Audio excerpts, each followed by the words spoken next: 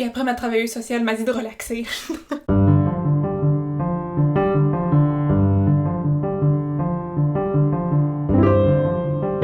Salut, ici Mookie et bienvenue sur Bookie Covers, la chaîne secondaire de Mookie Dunia. Dans cette vidéo, je vais te parler des livres que j'ai lus durant le mois de février. Le mois de février a été un mois de répit et de guérison et de repos pour moi, et heureusement, presque toutes mes lectures y ont contribué. Je dis presque parce que je vais commencer par te parler du dernier livre que j'ai lu, le premier tome d'une série de BD que je n'ai pas l'intention de poursuivre, et cette série, c'est Mafalda. Alors, ma travailleuse sociale avait proposé que je lise des lectures un peu plus légères, un peu moins prises de tête et un peu moins touffues que, par exemple, des romans de 500 pages. Et c'est là qu'elle a suggéré des bandes dessinées. Je suis très familière avec l'univers de la bande dessinée, particulièrement la bande dessinée franco-belge. J'ai grandi avec les Schtroumpfs, Johan et Pierre-Louis, Boule et Bill, Spirou, Gaston Lagaffe, c'est un gros favori dans cette maison,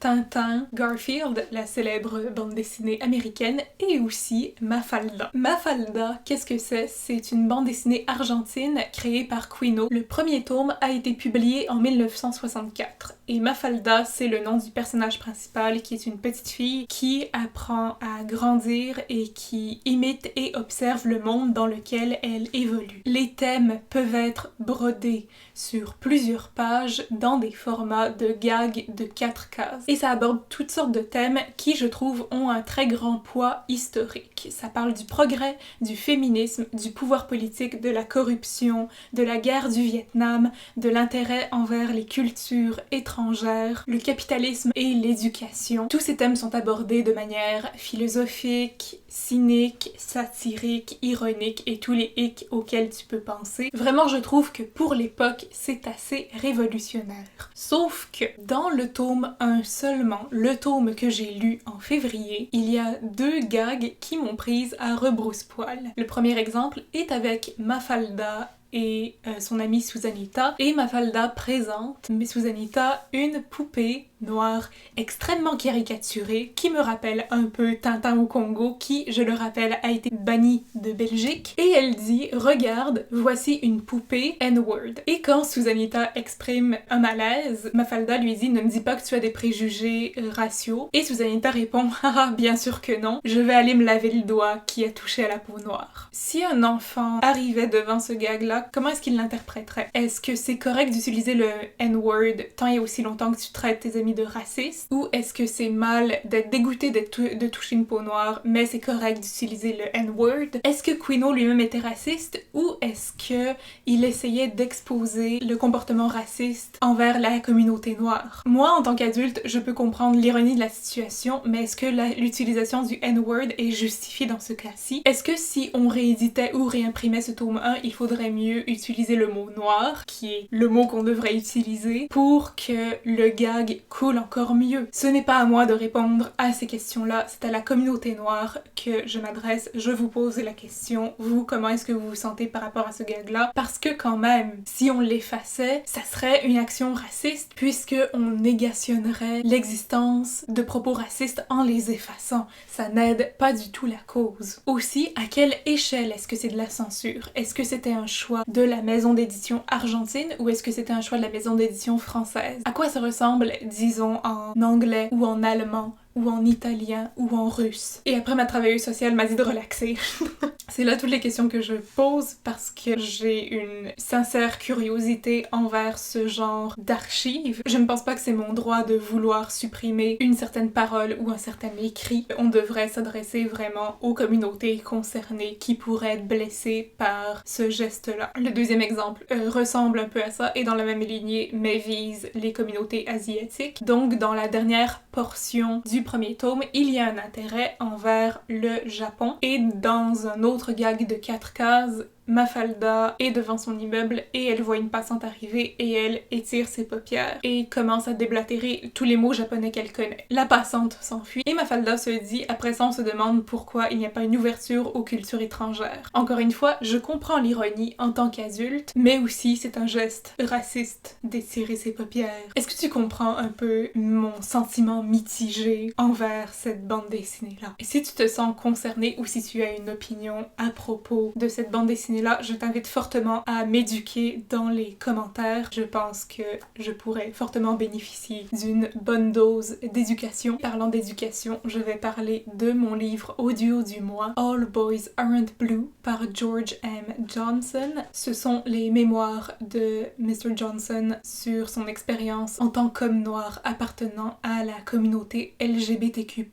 Dans ma vidéo TBR de février, j'avais mentionné les 2 citations qui m'avaient le plus touchée. The spectrum of our traumas can be as broad as our identities, et the most important thing to realize is that you have the agency to make decisions that are in your best interest. Mais il y a tellement plus de citations que j'aurais dû noter et c'est pourquoi tu dois lire ce livre-là parce que c'est juste une mine d'or stylistique et plein de petites vérités et de petits bijoux que je t'invite à découvrir. Les thèmes dont traite All Boys Aren't Blue sont aussi variés que la santé sexuelle et physique, l'identité sexuelle et de genre. L'identité est en fait le thème principal de ce livre, la communauté noire afro-américaine et le traumatisme générationnel. Les points forts selon moi étaient les lettres qu'il adresse aux membres de sa famille qui ont tous eu un impact sur son identité sexuelle et de genre, notamment sa cousine qui était transsexuelle, son cousin qui l'a agressé sexuellement, trigger warning, et aussi sa grand-mère qui doit être l'une des personnes les plus adorables au monde parce qu'elle l'a supporté d'un bout à l'autre de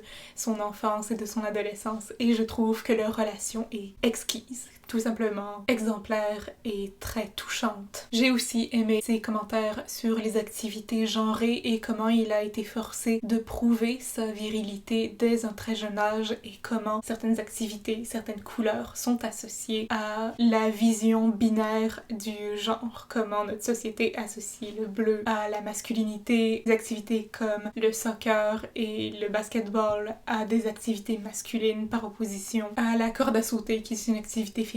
J'en ai appris davantage sur la communauté afro-américaine, notamment le risque de noyade. J'ignorais que, selon une statistique, les enfants noirs sont jusqu'à 3 fois plus victimes de noyade que les enfants blancs parce qu'ils n'apprennent pas à nager, parce que leurs parents n'ont pas appris à nager, parce qu'ils ont eu peur de se noyer. Cette statistique m'a absolument laissé pantoise et m'a fait réaliser à quel point certains traumatismes sont profondément ancrés dans la ségrégation et le racisme systémique qui n'aurait pas eu lieu d'être si le racisme n'existait pas.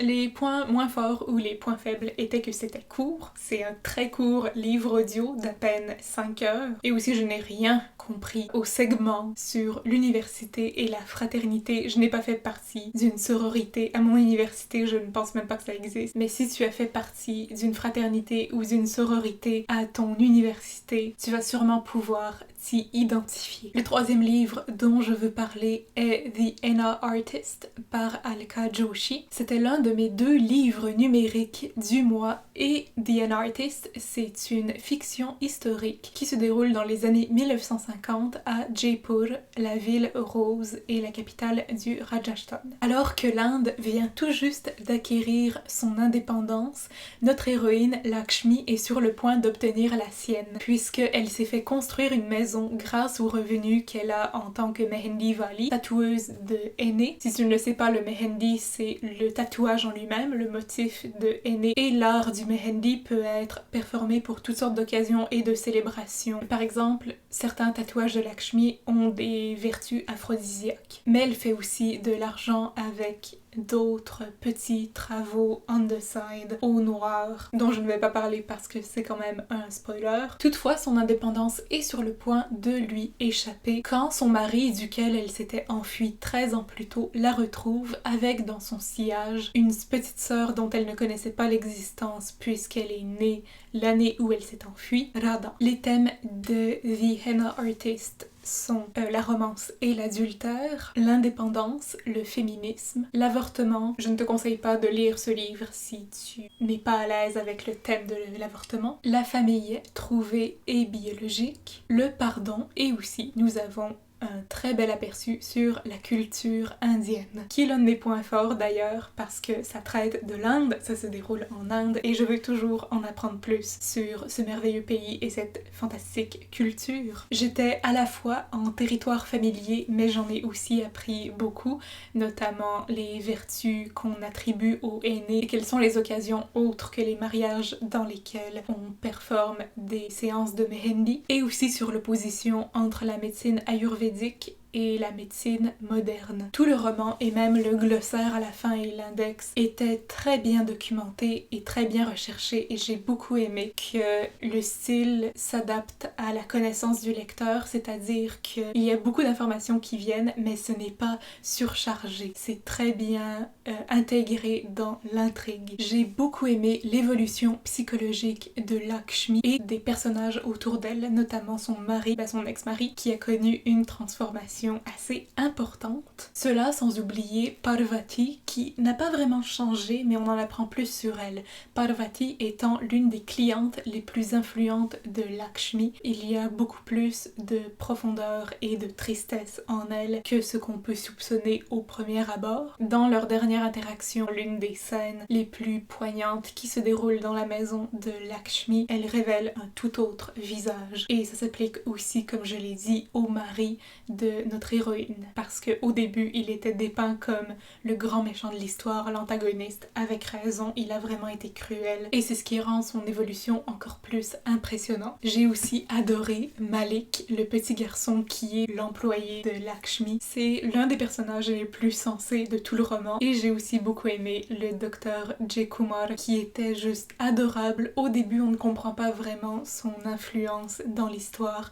mais plus elle avance, plus je m'attachais à ce personnage-là et qui est juste parfait pour Lakshmi. Surtout dans les lettres qu'il adresse à Lakshmi, j'ai trouvé que c'était le match parfait pour elle. Pas le match romantique nécessairement, mais ils avaient une très bonne alchimie durant tout le roman. Les points faibles, malheureusement, tous les personnages n'ont pas trouvé grâce à mes yeux et je parle naturellement de Radha. J'ai souvent beaucoup de mal avec l'immaturité de certains personnages, surtout les personnages jeunes qui pensent qu'ils savent tout. Peut-être parce que moi-même j'avais cette attitude-là à leur âge, mais aujourd'hui ça m'irrite profondément. Et je comprends parfaitement que les actions de Radha puissent être justifiées par son immaturité, mais ça me la rend d'autant plus antipathique parce qu'elle est très bornée. Dès sa première scène, je me suis doutée qu'il y aurait un scandale lié d'une façon ou d'une autre à sa sexualité. Alors d'un côté, je suis contente qu'elle soit à l'aise avec son corps, qu'elle prenne des décisions par rapport à son corps,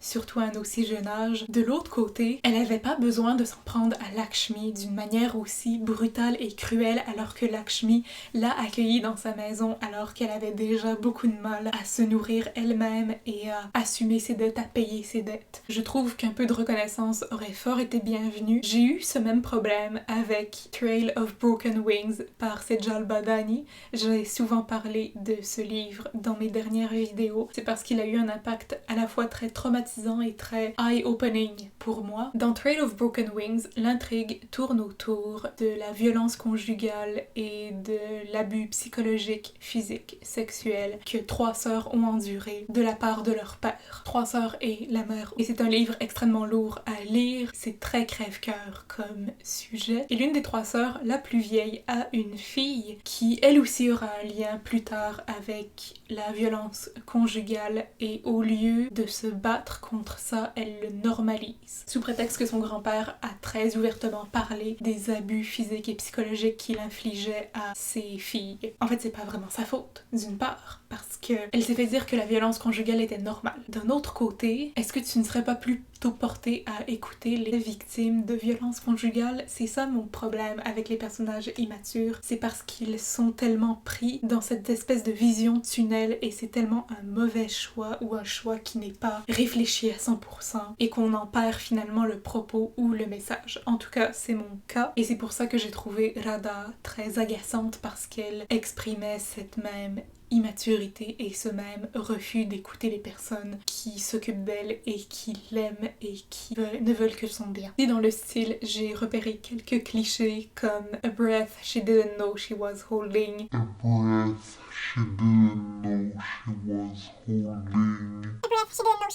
C'est un cliché que tout le monde a utilisé à un moment donné et que maintenant tout le monde rejette dans la littérature anglaise, anglophone. Mais puisque c'est un premier roman, je ne vais pas trop taper dessus. Puisque je suis toujours prête à nourrir mon amour pour l'Inde, ce roman est arrivé à point nommé. Aussi, puisque je traverse une petite crise identitaire avec mon roman, ça m'a apporté du réconfort que certains livres prennent 7 ans, 12 ans, 10 ans, spécifiquement The Hen Artist a pris 10 ans avant d'être publié. Grâce à cette information, j'essaie de ne pas trop précipiter mon propre processus et de vraiment prendre le temps de savourer mon art parce que ce n'est pas tant en combien de temps peux-tu écrire un roman, c'est est-ce que tu aimes ton roman, est-ce que tu aimes ton projet, est-ce que tu considères qu'il est prêt. Et s'il n'est pas prêt, ce n'est pas grave. On prend notre temps. Je me suis aussi beaucoup identifiée à Lakshmi et j'ai vraiment admiré son ambition et comment elle décide à la fin d'abandonner ce qui la rend malheureuse. C'est un thème avec lequel je m'identifie beaucoup. Mon avant-dernier livre était Happily Ever Afters par Elise Bryant. C'était un autre livre numéré. J'étais dans le mood pour une petite romance YA. Tessa est passionnée par l'écriture. Elle écrit des histoires pour son amie et elle, qui mettent en scène des personnages mixtes, Tessa étant elle-même issue d'une mère blanche et d'un père noir. Et elle est admise dans un programme de création littéraire dans une prestigieuse école d'art. Et elle est convaincue que ça va être son heure de gloire, que le succès est à sa portée, sauf que elle arrive dans son premier cours et c'est le syndrome de la page blanche. Elle n'arrive plus à écrire. Pour remédier à la situation, son amie Caroline lui compose une liste d'étapes à suivre pour trouver sa propre histoire romantique. Puisque le genre de prédilection de Tessa est la romance, elle n'a qu'à se trouver un partenaire, sa première histoire d'amour pour retrouver l'inspiration. Et elle jette son dévolu sur Nico qui est le bad boy, artiste, poète, torturé de l'école, et ce en dépit de sa complicité avec son voisin Sam. Les thèmes de cette romance YA sont l'amitié féminine, la romance, notamment le triangle amoureux, la représentation de la communauté noire afro-américaine avec une héroïne et une autrice biraciale, et la représentation de personnes invalides et infirmes, notamment avec le frère de Tessa, Miles, qui a un trouble cognitif et une infirmité motrice cérébrale. Les points forts étaient Sam, qui était super cute. Il cuisine de la bouffe pour les gens qui l'aiment et ça c'est juste my love language. Je ne sais pas pourquoi, mais je l'imaginais comme Lewis dans H2O. Est-ce que quelqu'un se souvient de cette série? Parce que je la suivais, j'étais obsédée par cette série quand j'avais 9-10 ans et j'adorais Lewis et Cleo. Je sais pas pourquoi je l'imaginais comme ça, peut-être parce que tous les garçons blonds me rappellent Lewis, je ne sais pas. Miles, le frère de Tessa, était adorable et leur relation frère-sœur était juste vraiment très cute. Tessa s'exprime beaucoup sur sa vie familiale et sa dynamique familiale et j'ai beaucoup aimé que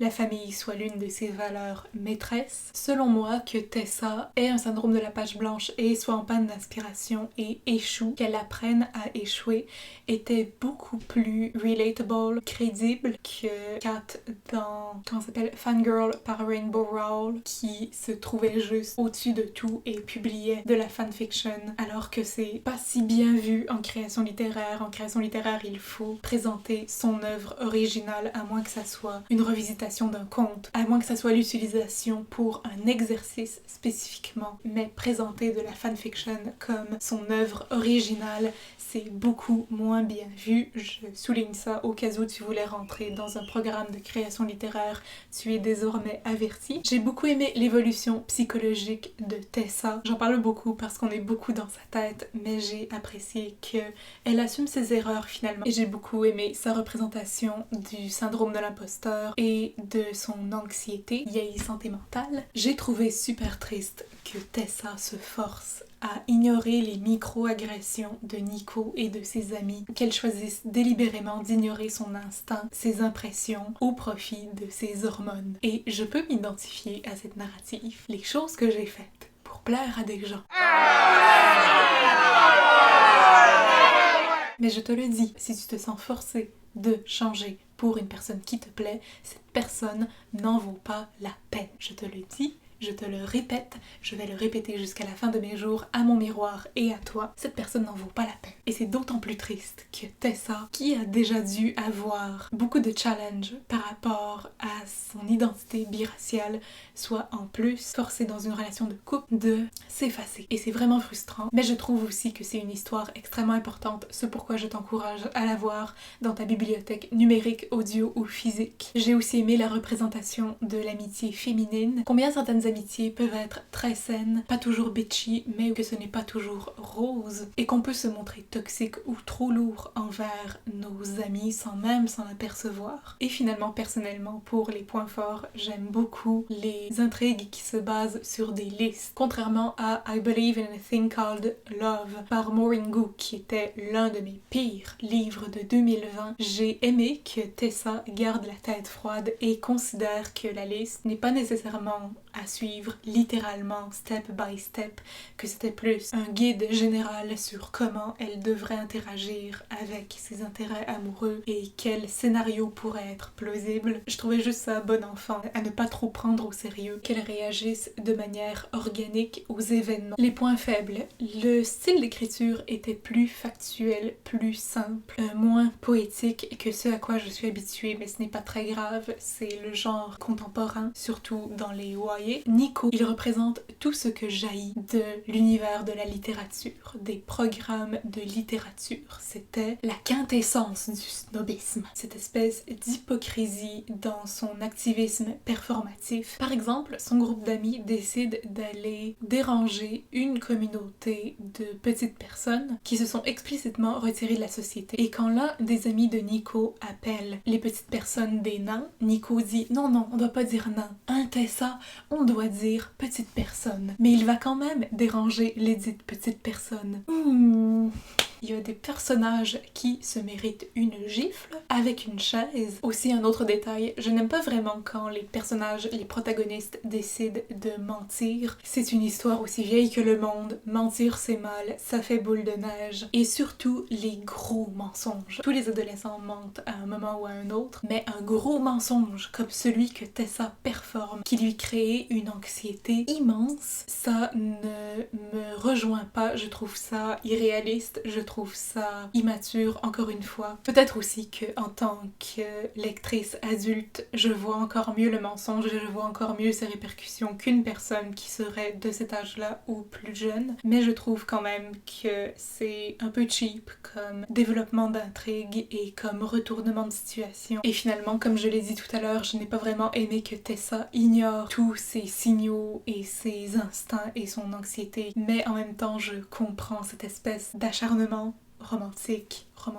Je comprends cette volonté absolue de vouloir plaire parce que j'ai été dans cette situation-là et si ça peut aider plus de personnes à remarquer ce genre de pattern dans un comportement en ce qui a lien à l'affection, je trouve que c'est une histoire essentielle. Et finalement, le dernier livre que j'ai lu, dont je ne vais pas trop parler parce que je parle déjà depuis 1 heure, c'est A Torch Against the Night, la suite de An Ember in the Ashes, la série de Sabaa Tahir. Dans An Ember in the Ashes, nous suivions la perspective de Laia et Elias. Dans A Torch Against the Night, nous avons en plus la perspective d'Hélène, qui était la meilleure amie d'Elias et qui maintenant assume des fonctions qui ne permettent plus, qui ne laissent plus de place à cette amitié. Dans ce tome, Laia et Elias essaient de sortir Darin, le frère de Laia, de Cove, une prison réputée impénétrable. Ils reçoivent l'aide d'Izzy, ou Izzy, qui est l'ami de Laia, de Keenan, un ancien rebelle de la résistance, qui n'est pas mon préféré, et aussi les membres de plusieurs tribus, notamment la tribu Saif, par laquelle Elias a été élevé. Les enjeux sont grands parce que la vie de littéralement tout le monde est en danger. C'est une suite extrêmement solide. je suis complètement accro à cette série-là. Je serais incapable d'en parler en mal,